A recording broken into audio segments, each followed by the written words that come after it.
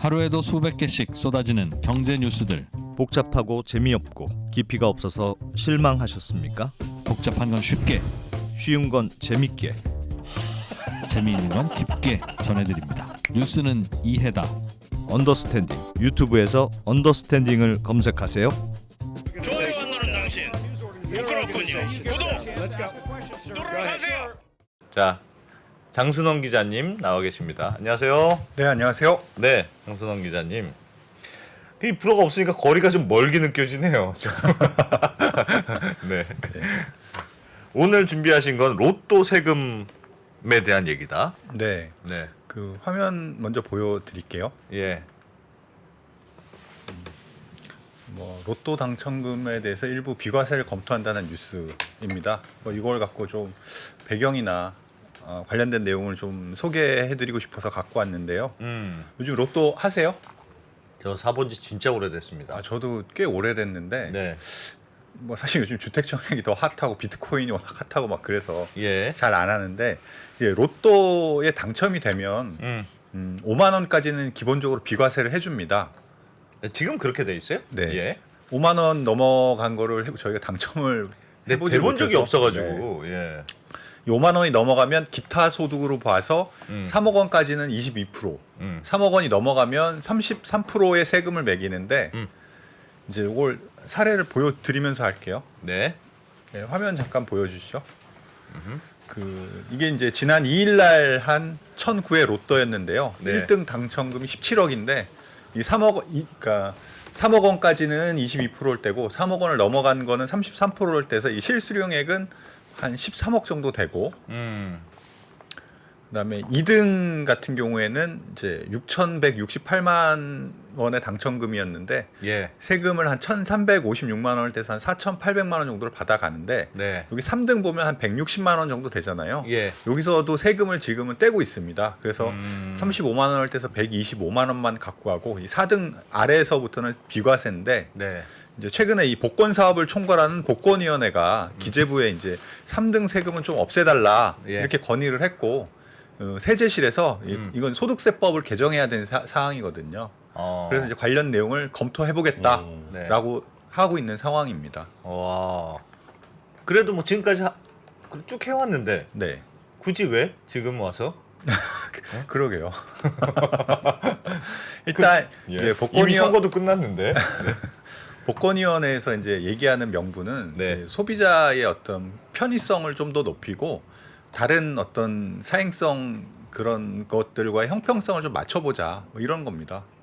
형평성 다른 데는 달라요? 다른 건 다릅니까? 네, 다른 데는 좀 다른데 일단 네. 이제 소비자 편의성 측면에서는 이게 이제 평균은 3등 당첨금이 평균 한 150만 원 정도 해요. 예. 근데 이게 뭐 때에 따라서 좀 다르잖아요. 뭐 한 2, 30만 원 할 때도 있는데 네. 이거 찾으려면 농협은행에 가야 되거든요. 농협은행에 가서 뭐 서류도 작성하고 예. 이제 세금도 이제 거기서 이제 원천 징수를 하고 뭐 이런저런 이제 약간의 귀찮음이 있는 거예요. 네. 그래서 안 찾아가는 돈이 많은데 뭐 작년에 이제 미수령 당첨금이 한 516억 정도 네. 되는데 이 중에서 뭐 상당 부분이 이제 3등 당첨금이니 상등까지만 이거 비과세를 해줘도 뭐 이런 것들이 좀 많이 찾아가지 않겠느냐라는 주장을 하는데 이건 약간 저도 납득하기가 좀 어려운 게 이게 안 찾아가요 그렇게? 네, 이게 봤더니 예. 이게 만기가 그러니까 1년 이내 찾아가야 되거든요. 로또는 네. 1년 네. 이내 찾아가지 않으면 이제 복권기금으로 귀속이 되는데 네. 저 화면 잠깐만 보여주세요. 여기 보면 3등 미수령 당첨금이 뭐 7,700만 원 정도밖에 안 돼요. 뭐 나머지 금액들이 훨씬 더 많은데 이게 꼭 그래서 이제 이 세금 때문에 안 찾아가는 건 아닌 것 같고 약간 까먹거나 뭐 이런 게 주류인 것 같고요. 까먹거나 내가 네. 뭐 잊어버렸거나 복권을 잊어버렸거나. 네, 그런 경우가 많은 것 같고 이제 다른 업종과의 과세 형평성 문제도 지금 얘기를 하고 있어요. 예. 복권 같은 경우에 아까 말씀드렸듯이 5만 원까지만 비과세라고 했잖아요. 예. 여기 화면을 보시면 뭐 예를 들어서 이제 복권과 비슷한 스포츠 토토 같은 경우에는 이제 10만 원 이하의 그러니까 뭐 스포츠 토토, 경마, 경륜 다 비슷한데 일단 기본적으로 무조건 10만 원 이하는 비과세고요. 예. 10만 원이 넘어가더라도 배당률의 100배 앤드 개별 환급금이 200만 원 이하인 경우에는 이제 비과세 혜택을 줍니다. 그러니까 확실히 무슨 로또와 비교하면 비과세 혜택폭이 훨씬 더 크죠. 포커는 왜 비과세? 그러니까 저게 네. 제가 보기에는 다 똑같은 그냥 부류로 느껴지는데 네, 네, 네. 어디는 세금이 이렇고 어디는 저렇고 저걸 누가 왜 저런 기준으로 다르게 한 겁니까? 언제 오셨어요? 자연스럽게 들어가려고 했는데 바로 걸렸네. 네. 네. 이제 이 그 비과세 기타 소득에 대한 과세는 소득세법에서 이제 정해놨어요. 네. 카지노 같은 경우에도 뭐 슬롯 머신도 할 수 있고 뭐 테이블에 서면 뭐 포커, 블랙잭, 뭐 바카라 이런 것들 많이 할 수 있잖아요. 네. 근데 이게 세금이 다 다른 게 슬롯 머신 같은 경우에는 이제 200만 원 미만은 비과세를 해주고 22% 이제 그 넘어갈 경우에 22% 소득세를 내는데 네. 이 테이블 게임 같은 경우에는 비과세예요. 이제 이게 왜 그런지 조금 보여드리면 이제 소득세법은 이제 열거주의라는 거를 이제 채택을 해요. 이 화면 좀 한번 보여주세요. 화면 좀 보여주세요. 예.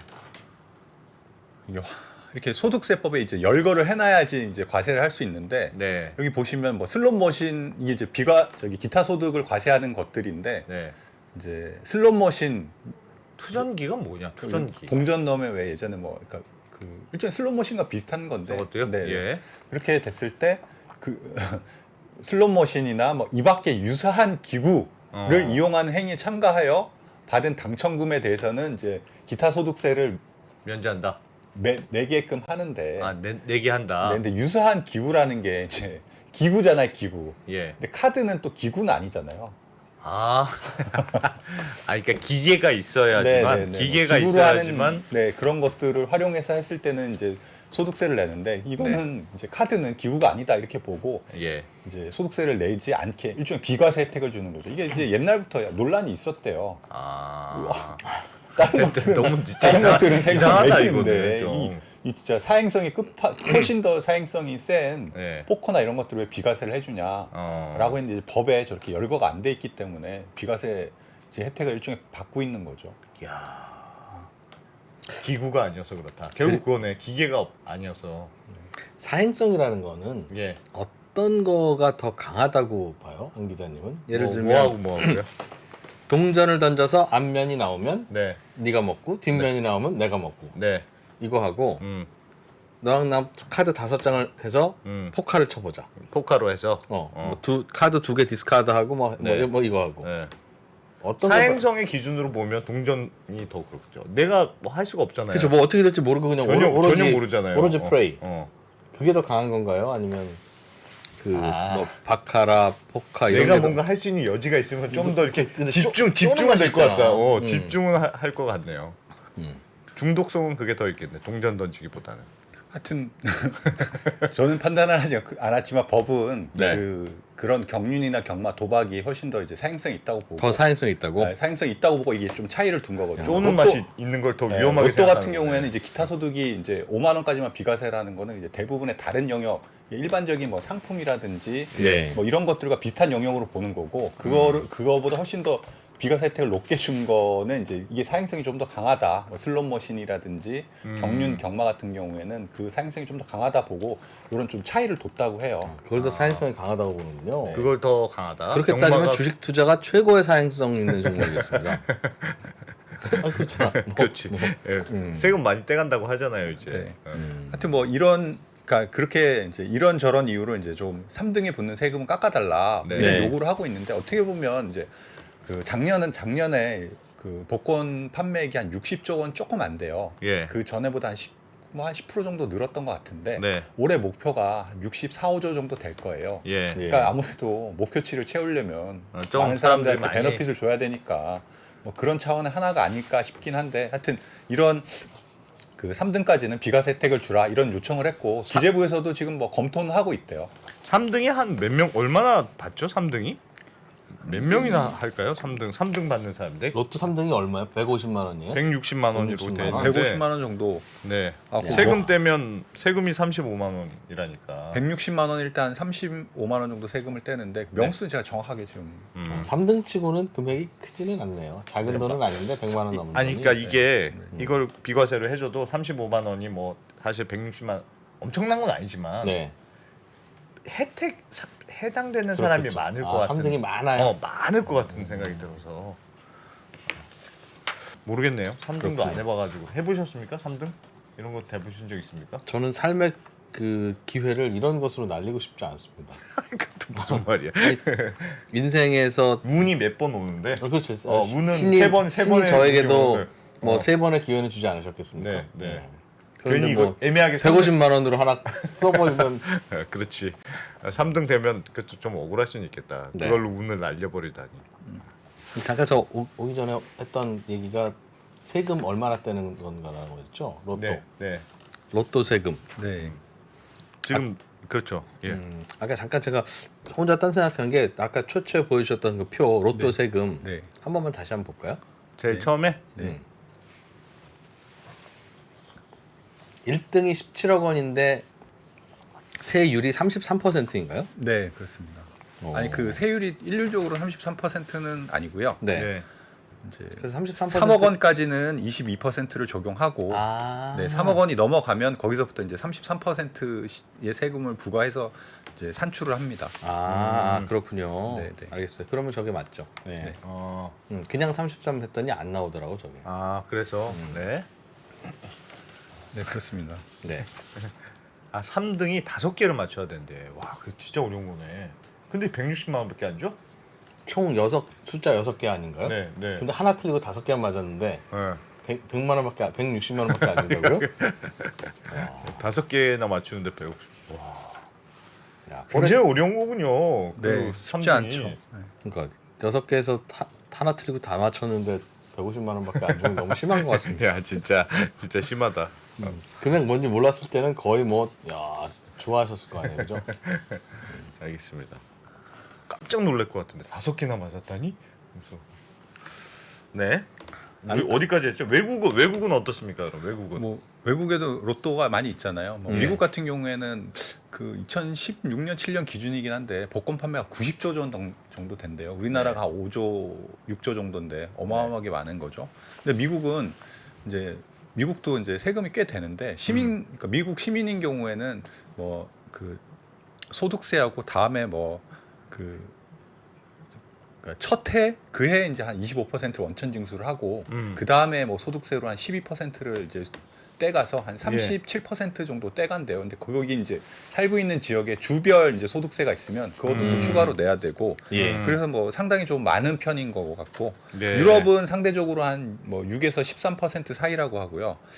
일본은 좀 특이한 게 일본? 네, 일본이 복권 많이 팔린 데 아니에요? 네, 일본도 아마 많이 팔릴 건데 여기에는 이제 세금에 관련해서는 복권 당첨금에는 세금을 따로 떼지 않는다고 합니다. 이제 복권 구입할 때 네. 이제 복권 구입 뭐 예를 들어서 복권이 한 1,000원 정도 하면 한 400원 정도를 이제 세금으로 부과하기 때문에 네. 특별히 처음에. 이제 당첨된 다음에는 떼지 않는 떼지 방식이고. 않고. 네. 우리는 이제 세금도 몰아주는군요. 우리나라 같은 경우에는 지금 복권이 이제 로또가 1,000원이잖아요. 네. 그 중에 한 40% 정도는 그 뭐 이걸 세금이라고 볼 수는 없지만 복권 기금으로 이제 떼가고 예. 나머지 이제 60% 정도를 이제 당첨금하고 적립해서 거기서 당첨금하고 주죠. 이제 예. 운영비 정도로 쓰는데 네. 그래서 우리나라 뭐 특별히 여기 로또 자체에 붙는 세금은 없거든요. 나중에 그 판매할 때 한 5%가 부가가치세로 붙나 뭐 그 정도인데 그건 이제 판매 수수료. 판매 네, 수수료고. 판매 수수료의 한 5%가 이제 부가가치세일 것 같은데 아. 그 외엔 세금이 없는데 나중에 이렇게 당첨이 됐을 때는 왕창 좀 떼가는 거죠. 야, 그렇구나. 그러니까 비싸게 복권을 사라는 뜻이네. 처음에 살 때 조금 더 비싸게 사라. 그러니까 우리 주식 거래할 때 거래세 다 냈으니까 양도세는 안 매길게 하는 컨셉이 그런 컨셉인데 일본 일본은 복권하고 확실히 똑같은 그거예요. 일본은 확실히 컨셉이네. 그런 컨셉이 있는 거고 근데 우리는 조금 그 사실 복권 기금이라는 게 복권 기금을 걷어서 쓰는 데가 뭐 저소득층 주거 안정 지원 뭐 이런 네. 것들이거든요. 예, 사실 예. 어떻게 보면 세금으로 해야 될 건데 명목만 조금 기금으로 해놓고 나중에 또 세금을 때 약간의 그 이중과세라 그래야 되나? 어떤 게 더 합리적인 것 같습니까? 그 로또를 살 때마다 세금을 떼고 조금씩 떼고 나중에 당첨금에는 세금을 부과하지 않은 일본과 네. 로또를 살 때는 세금을 안 내고 당첨되면 세금을 부과하는 한국의 방식. 국적 생각하지 말고 A, B라고 봅시다. 어떤 게 더 합리적? 일본이 확실히 좀 심플하죠. 심플해요. 우리는 약간 애매한 방식으로 앞에도 세금을 붙이고 뒤에도 세금을 붙이는 게 아닌가 싶긴 해요. 근데 저는 정 기자님은 당첨자의 그 마음으로 자꾸 반대로 근데 네. 당첨한 사람한테 세금 내고 안 내는 게 음. 복권은 팔기에 유리할 것 같아. 왜요? 팔기에. 왜냐하면 넌 당첨됐으니까 세금 내는 거고 그렇죠. 살 때는 싸지잖아요. 내가 할 때마다 세금을 내는 거고. 그렇죠. 그래서 양도세 내는 거 비슷하고 그리고 소득이 있는 곳에 세금이 세금이 있다. 있다. 그게 원칙이 좀 더 심플한 것 같은 생각은 들어요. 그러면 주식 시장에서는 그러면 양도세를 매기는 게 맞다. 아이 또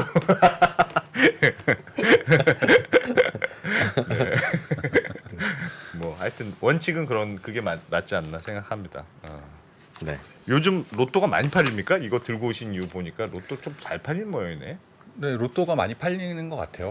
왜냐면 그 경륜, 경마 이런 데 문 닫았잖아요. 그 코로나 때. 예. 그래서 이제 로또 쪽으로 많이 좀 몰리고 있는데 아까도 잠깐 설명을 드렸는데 작년에 전체 복권 판매 규모가 5조 9천억 원 정도 되고 이 중에 로또가 한 5조 1천억 원 정도가 이제 로또의 몫입니다. 예. 그리고 뭐 올해 아까 말씀드렸듯이 올해 목표가 한 6조 4천억 원 정도로 설정이 됐고 그러니까 뭐 이렇게 팔면 한 이 중에서 한 2조 6천억 원 정도는 이제 네. 뭐 저소득이랑 소외계층, 뭐 주거 안정 이런 데 좀 지원을 하는 그런 방식으로 돼 있고 저 요번에 이거 취재하면서 좀 처음 알았는데 이 로또 판매점도 이게 되게 특별한 좀 자격이 있다고 그러더라고요. 조금 어려운 분들한테 네, 해주는 그런 거죠. 예. 분들에게 이제 하고 이게 이제 로또 판매할 때는 판매액이 한 5% 정도를 수익으로 받는데 네. 이제 이게 뭐 한 그 판매 점포당 평균 수입은 한 3천만 원 정도? 한 해? 정도가 평균. 예, 한 해. 한 해 한 평균 해? 3천만 원. 3천만 원 정도가 된다고 해요. 아, 그거 어떤 분들이 할 수 있어요? 그거는 이제 뭐 당연히 이제 기자는 안 돼요. 대한민국 국적이 있어야 되고 예. 이제 뭐 장애인이라든지 기초생활수급자 혹은 이제 기준소득의 이제 50% 이내 차상위 계층 그러니까 대부분은 이제 90% 정도는 이제 우선 계약 대상자라고 해서 아까 좀 말씀드렸던 장애인 뭐 국가유공자 이런 분들에게 배정을 그런 하고 분들이고. 분노 조절 장애 됩니까? 야, 그래요. 그게 네. 아무나 하는 게 아니군요. 네. 한 3천만 원 정도로 번다. 네. 근데 이게 뭐 처음에 3천 이렇게 하다가 네. 이제 처음에는 신청을 잘 안 하셨대요. 네. 그러니까 처음에 로또 처음에. 판매할 때? 그래서 왜? 이런 엄격한 조건이 처음에는 네. 없었어요. 어. 몰랐던 거지. 우리는 기회로 다가오는 걸 네. 처음에는 모르는 경우가 많습니다. 저보고 한 15년쯤 전, 10년쯤 전에 아프리카 TV 하자고 그래서 뭐 그런 게 있어. 제가 그래서 머니 사커라고 네. 제 별명이었어요. 돈을 발로 차고 다닌다고. 몰라요. 그래서 처음에는 아무나 나눠주는. 했다가 너무 신청자가 많아지면서 많으니까 이제 이렇게 서민들 위주로 한 건데 그래서 GS25 편의점은 복권 판매 그 라이센스를 많이 갖고 있어요. 예. 처음에 아무나 이렇게 나눠줄 때 GS 편의점에서 많이 받아왔어요. 받아서 아, 그렇구나. 본사가 받아서 5%를 지난해 말 기준으로 한 전국에 8,100개 정도의 판매점이 있다고 해요. 예. 그리고 이제 이게 향후 3년간에 한 1,500개 정도 좀 더 늘려보겠다 이런 계획이고요. 10,000개 정도. 네. 예. 근데 저는 약간 늘 지나가 다니면서 궁금했던 게 왜 1등 나온 판매점 이렇게 네. 막 써 있잖아요 앞에. 그럼 내가 예를 들면 1등이면 그게 어디서 산 건지를 다 확인이 되나요? 네. 다 확인이 돼요? 그 복권이 어디서 판매됐는지는 전산으로 확인. 전산으로 다 확인이 돼. 네. 그래서 그거 거짓말할 수는 없겠네. 이거 확인 다 하더라고요. 아. 제가 3번인가 1등 해봤었는데 네. 다 알더라고. 알겠습니다. 네. 네, 좀 두 번째로 이 로또 말고 두 번째로 갖고 온 게 이제 예, 짧은 것도 하나 준비해 오셨죠? 법인차 이제 중에 고가 수입차가 급증하고 있다는 소식인데요. 그 작년 자동차 판매 대수가 한 173만 대 정도 됩니다. 네. 1년 전보다 9% 줄었어요, 전체적으로는. 그런데 이제 수입차는 한 2.3%가 늘었고 이 가운데 이제 4억 원이 넘는 초고가 수입차는 25%나 증가를 했습니다. 이야. 대수로 치면 1,234대가 이제 늘었는데 이렇게 늘어난 이 초고가 수입차의 85%가 이제 법인이나 사업자 명의로 등록을 한 일종의 법인차인 거죠. 네. 뭐 평균 4억 원이 넘는 네.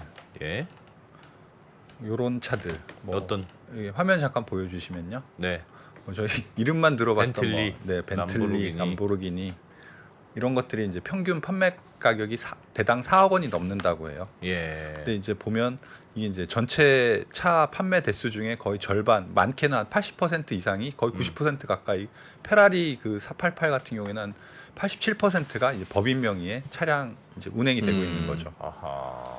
그 법인 명의로 하면 뭐 여러 가지 경비 처리가 되잖아요. 예. 뭐 구입비나 유지비, 세금 혜택을 많이 받을 수 있어서 뭐 절세 수단으로 많이 활용돼서 사실 사회적 비판도 많이 받는데 뭐 그렇다도 이거 사실 현실적으로 적발하기가 매우 어렵지 않습니까? 야, 그럼 페라리 저거는 페라리 488? 네. 저 차는 그냥 길거리 보이면 저 중에 한 9대 정도는 법인차다 이렇게 생각하면 되겠네요. 거의. 그렇죠. 와. 그렇게 많아요? 예. 알겠습니다. 그러니까 회사 돈으로 네. 자기 거 뭐 하는 게 에휴 왜 그랬어? 뭐 그럴 수도 있지 이렇게 우리가 보통 넘어가잖아요. 네. 근데 그게 세금 도둑 정말 많이 하는 겁니다. 그게 도둑질. 세금으로. 예를 들면 내가 건설회사가 있어. 음. 야 김상무 우리 집 인테리어를 그냥 좀 회사에서 해줘라. 우리 회사 건설회사잖아. 그래서 예를 들면 1억 원이 드는 인테리어를 예. 회장님이나 사장님이 안 하시고 회사 돈으로 하면요. 음. 그게 그 1억 원에서 세금을 얼마나 가져가는지 아십니까? 음. 일단 회사가 하면 부가세 10% 환급 받는 거 있어요. 예. 그 각종 뭐 이런저런 재료 예. 살 때. 예. 개인이 하면 환급 못 받아요. 예. 10%죠. 음. 그리고 회장님은 그걸 자기 돈으로 하려면 1억을 월급을 받아서 했어야 되니까 월급 받을 월급 때 받을 때 한 소득세 한 3, 4억 대거든요. 네. 예. 3, 40% 대거든요. 그럼 벌써 한 4, 50% 가져가죠. 음. 그리고 회사는 회장님 집 인테리어 하는데 들어가는 비용은 경비 처리하잖아요. 또 그거에 한 법인세율 22%는 또 거의 한 6, 70%를 나라 돈으로 하는 거예요. 그러니까 그러네. 어떤 회사 사장님이나 회장님이 자기 집 인테리어를 자기 회사를 시키면 내가 내 회사 돈으로 했다는 게 아니라 내 돈으로 하는 거예요. 관계없는 국민 돈으로. 아, 그러네. 그래서 다들 그래 법인차를 사서 마치 내 차처럼 이용한다. 법인차도 거의 그런 경우가 많은데 이게 차량 구입 비용 같은 경우에 연간 800만 원까지 처리가 되고 네. 비용으로 처리가 되고 유지 비용도 뭐 1,500만 원까지 아마 될 겁니다. 네. 이게 뭐 운행 기록부를 작성하고 하는 그 의무가 있긴 한데 예. 그 현실적으로 그걸 다 일일이 체크하기가 힘들잖아요. 예. 그래서 뭐 사실 우리나라도 그렇지만 뭐 다른 나라 같은 경우에는 뭐 법인차를 이제 개인적으로 썼을 때는 상당히 뭐 이제 센 그런 걸 막으려고 강한 예. 조치들을 하죠. 예. 우리나라도 근데 뭐 아직은 그래도 이런 법인차를 개인 용도로 쓰는 게 많다. 네. 그래서 뭐 지금 그 당선인 이제 윤석열 당선인도 이런 네. 거 한번 막아보자고 뭐 새로운 이제 공약을 하나 냈었잖아요. 네. 많이 알려지긴 했는데 그 연두색인가요? 녹색 법인 차량은 네. 녹색 번호판을 붙여서 네. 저 차가 법인 차인지 누가 봐도 알 수 있도록 네. 그런 이제 방안을 저는 괜찮은 아이디어 같아요. 이 아이디어가. 왜냐하면 페라리를 아니 뭐 물론 우리 회사는 네. 회사의 이미지가 중요하기 때문에 우리는 법인차를 페라리로 꼭 해야 돼. 뭐 그럴 수도 있긴 있겠으나 아니면 페라리 코리아. 뭐 그럴 수도 있고 회사가 페라리 코리아야. 뭐 경우에 따라서는 그럴 수도 있겠죠. 네. 왜 꼭 굳이 아바떼로 해야 되느냐. 우리는 이미지가 중요하니까 페라리다. 뭐 할 수 네. 있겠으나 그러면 그게 이제 회사차 법인차 회사차로 써야 되는데 이제 일반적인 경우에는 회장님이나 사장님이 내 페라리 타고 싶은데 내 돈 쓰긴 아깝고 네. 만약에 비용도 많이 내야 되니까 야 그냥 법인차를 페라리로 해 비싼 걸로 사 그래가지고 이제 자기 차처럼 타고 다니는 일이 많은 걸로 지금 추정이 되는 거잖아요. 네. 그렇죠. 근데 그 앞에다 이제 그 사실은 왜 페라리냐 마치 내 차인 것처럼 하려고 페라리 타는 거잖아요. 그렇죠. 4억짜리 페라리를 본인이 안 사고 회사 돈으로 사면 세금으로 한 3억 정도를 지원해 주는 거라니까요. 그렇지. 내 돈으로. 그렇지. 그래서 만약에 야 네 돈을 다 내라. 그러면 페라리 과연 사겠냐는 거지. 근데 사실 것 뭐 같은데. 살 수도 있겠으나. 네. 근데 이제 초록색으로 이렇게 붙여놓으면 폼이 잘 안 나잖아요. 사장님 운행할 때. 근데 모르겠어요. 예를 들면 페라리가 가는데 네. 법인차 번호판을 달고 있어요. 그러면 저분은 회장님이네 라는 느낌이 들지 않겠어요? 그러니까 그게 뭐 예를 들면 이럴 게 아니라 오히려 네. 오히려 하차감을 높일 것 같은데. 아예. 그래서 차라리 제 생각에는 그 우리 채팅창에서 똑같은 얘기 해주셨네. 네. 색깔을 할 게 아니라 네. 번호판을 뭐 만약에 현대다 그러면 뭐 회사 이름을 박아? 25 현대 3578 이런 식으로. 아 그렇게 아예 법인, 회사 이름으로. 회사 법인으로. 그것도 방법이죠. 뭐 한 2억짜리 뭐라고 하나요? 롤스로이스? 네. 2억이면 됩니까? 나 잘 모르지만 모르겠어요. 3프로 TV가 샀으면 네. 서울 25 3프로 TV 2737 뭐 이런 식으로 3프로 TV 진짜 좀 웃길 것 같다. 뒤에 회사 이름을 박아주면 네. 그러면 좀 머쓱해하지 않으실까? 아예. 색깔 하는 건 그건 프리미엄이에요. 저기 오히려. 아까 전에 실시간 채팅창에 야 그럴 거면 똥색으로 해라. 그런 아이디어도 있었어요. 그 뭐 저기 한국 자동차 협회 같은 경우에 이제 화면 잠깐만 보여주시면요. 네. 한국 자동차 산업 협회 같은 경우에 뭐 일정 금액 이내 차량으로만 이제 비용 처리를 하는 방안을 뭐 이렇게 제시하기도 했어요. 참고 삼아 이제 알려드립니다. 알겠습니다. 네. 아 이런 얘기도 있다. 네. 네. 법인차. 그래도 뭐 타보고 싶네요 법인차. 법인차? 네. 저 법인차 타요. 알고 있습니다. 카니발. 네. 좋습니다 아주. 카니발 법인차. 카니발로 법인차를 타면요. 네. 차량 그 차계부라고 합니까? 네. 그 법인 차량은 다른 차들은 1년 동안 몇 킬로 달렸으면 너 업무하는데 얼마나 썼는지 이걸 차계부로 다 써서 네. 뭐 개인적으로 거 빼고 뭐 이거 해야 돼요. 네. 굉장히 번거롭거든요. 음. 근데 카니발과 경차는 그 서류 그 작성이 면제해줘요? 아 이건 진짜 법인차다. 응. 이걸 개인적으로 타고 다닐 리가 없다. 개인이면 창피해서 못 탈 차다. 그런데 법인이니까 타는 게 확실해. 어떻게 카니발을 타고 다녀? 네. 아 나는 그런 내돈 주고 컨셉이에요. 카니발을 샀으니 참 정말. 알겠습니다. 네. 장선 기자님 고맙습니다. 네, 고맙습니다. 김한진, 박세익, 김동환 이 세 명의 투자 경력은 도합 100년입니다. 갈피를 못 잡으시는 투자자들을 위해서 어려운 시장에서 살아남아 본 경험이 있는 전문가 3명의 이야기를 꼭꼭 눌러 담았습니다. 이 3명은 어떻게 시대 변화에 적응했고 생존할 수 있었을까요? 각자의 경험담과 대응 원칙 그리고 방법론을 담았습니다. 변화와 생존에서 3명의 이야기를 들어보세요.